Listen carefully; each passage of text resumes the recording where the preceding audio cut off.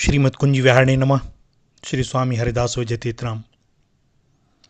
भक्त श्रीपति जी बादशाह अकबर के दरबारी कवि थे, किंतु वे कभी भी बादशाह अकबर की प्रशंसा में कोई कविता नहीं करते थे। उनका विश्वास सर्वथा उन परम पिता परमात्मा पर ही था और वे प्रत्येक क्षण भगवान की असीम कृपा का अनुभव किया करते थे। सो अभय थे, किसी का डर नहीं था। दरबार के अन्य कवि जो स्वार्थवश चाटुकार होते हैं, बादशाह के गुणानुवाद में लगे रहते थे ताकि बादशाह की कृपा दृष्टि उन पर बनी रहे। मानो भगवान की सत्ता को वे भूल गए थे। उनके लिए जो सामने प्रत्यक्ष बादशाह था वही सर्वोपरि था, क्योंकि वही दे रहा था।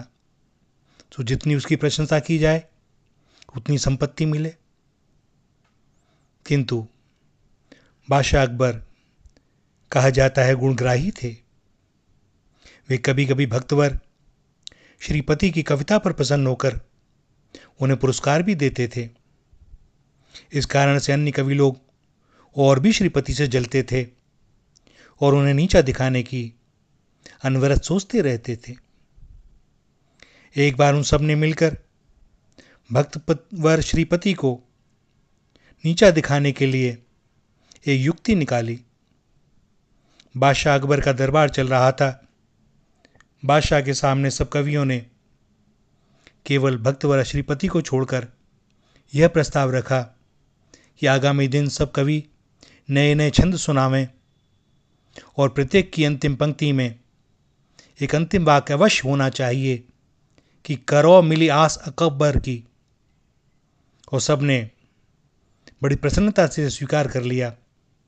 श्रीपति मौन रहे, क्या बोलते। जैसी ठाकुर की इच्छा, दूसरे दिन दरबार में लोगों की बड़ी भारी भीड़ हुई। सभी दरबारियों की दृष्टि भक्त परवर श्रीपति जी पर ही थी और श्रीपति जी आंख बंद करके अपने प्रभु के आनंद में मग्न थे। उन्हें न कोई चिंता थी, न कोई भय था। सदा की भांति वे अपने निश्चित स्थान पर बैठे थे और निसंकोच अपने प्रभु का स्मरण कर रहे थे।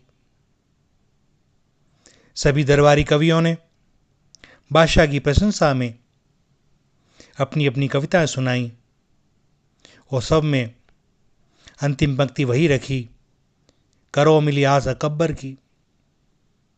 इस सब के पश्चात भक्त प्रवर श्रीपति जी की बारी आई। लोगों ने सोचा आज श्रीपति अच्छे फंसे, आज तो इन्हें अपना व्रत तोड़ना ही पड़ेगा और बादशाह अकबर की प्रशंसा करनी ही पड़ेगी। किंतु भक्त प्रवर श्रीपति मुस्कुराते हुए उठे और उन्होंने अपना एक स्वरचित कवित्व सुनाया। अब के सुल्तान फनियात समान हैं, बांधत पाग अटब्बर की।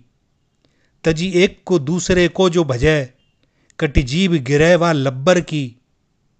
शरणागत श्रीपति श्रीपति की, नहीं त्रास है काहू जब्बर की।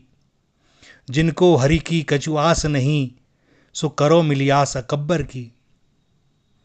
इस कवित्व को सुना तो उन समस्त दरबारियों के मुख कमल की तरह खिल उठे।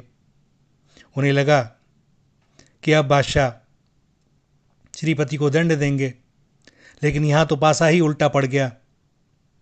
षड्यंत्रकारियों के मुख सूख गए और बादशाह अकबर श्रीपति की इस भगवत निष्ठा से बड़े प्रसन्न हुए और उन्होंने भक्त श्रीपति को इनाम देकर उनका बहुत सम्मान किया। भैया, भक्त अभय होता है। अभय का अर्थ ही है जिसे किसी का भय ना रहे। जो भगवान का हो गया वह किससे डरेगा भैया। तो इसलिए जो डरते हैं, जो अपने आसपास सुरक्षा और बहुत से लोगों को रखते हैं, भीतर से भैया वह भय नहीं है, ये पक्की बात है।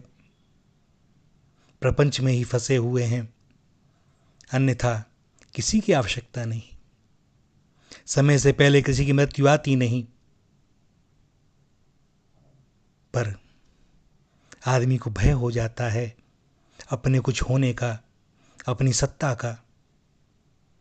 और जो भगवान का होता है उसे किस बात का भय?